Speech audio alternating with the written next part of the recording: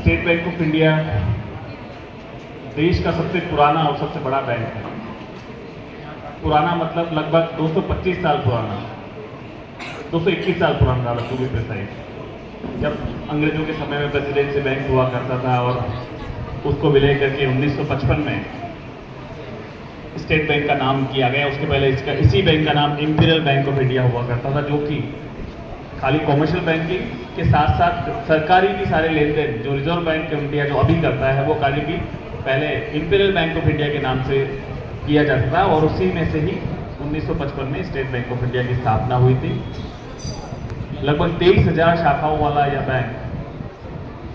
आज की तारीख में किसी भी तरह की कॉरपोरेट या किसी भी सरकारी संस्था कंपनी में सबसे अधिक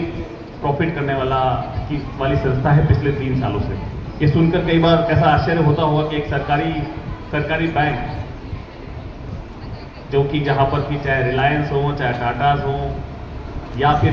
कुछ प्राइवेट सेक्टर के या गवर्नमेंट की ONGC वगैरह, उन सभी में से सबसे सर्वाधिक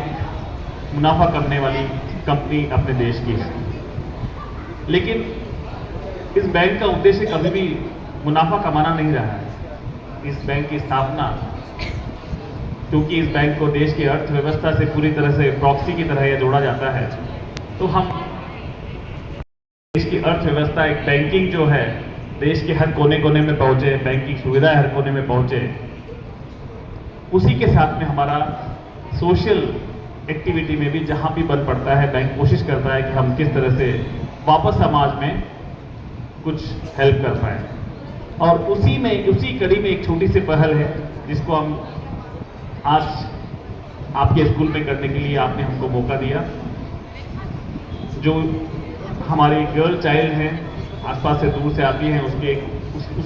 उनको और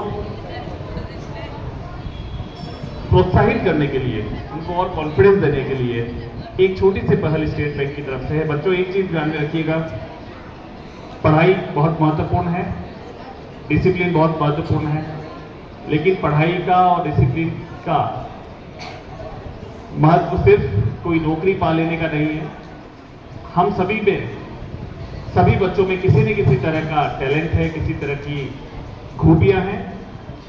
तो अपने सपनों को, अपने आगे जीवन में जो भी आप करना चाहें, कोई जरूरी नहीं है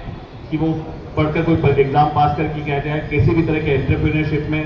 किसी भी तरह के खेल में, कलर में, किसी भी विधा में अगर जिसमें आपको काम करना अच्छा लगता है, या किसी भी तरह के एंटरप्रेन्योरशिप, किसी भी तरह का छोटा मोटा काम धंधा, टेक्निक अगर सीखी जाए तो आपको बहुत आगे लेके जा सकती है, क्योंकि वो आपकी ऐसा विषय होगा जिसको करने में शायद आपको अच्छा लगेगा, आपको अच्छी फीलिंग होगी। बैंक की तरफ से मैं इतना ही कहना चाहूंगा, बैंक इस तरह की पहल हमेशा करता रहा है और भी करना चाहेगा। और मुझे पूरा विश्वास है कि एक छोटा सा जो बैंक अपने माध्यम से एक छोटी सी पहल, एक छोटी सी भेंट हमारी छात्राओं को प्रोत्साहित करने के लिए कर रहा है, आप इसका सदुपयोग करेंगे और आगे भी अपने किसी भी तरह की अपनी लिमिटेशंस को नहीं मानते हुए अपने सपनों को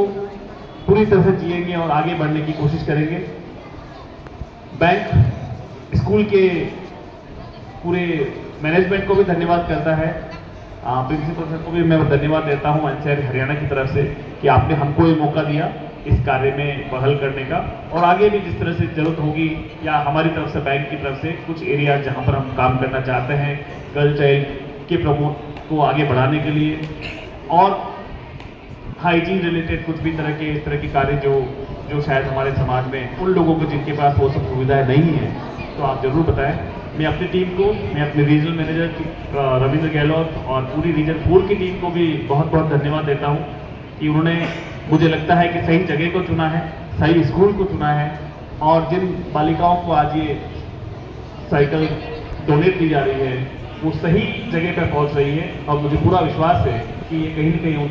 उनके कॉन्फिडेंस को भी बढ़ाएगा और उनको आगे बढ़ने में भी मदद करेगा। बहुत बहुत धन्यवाद।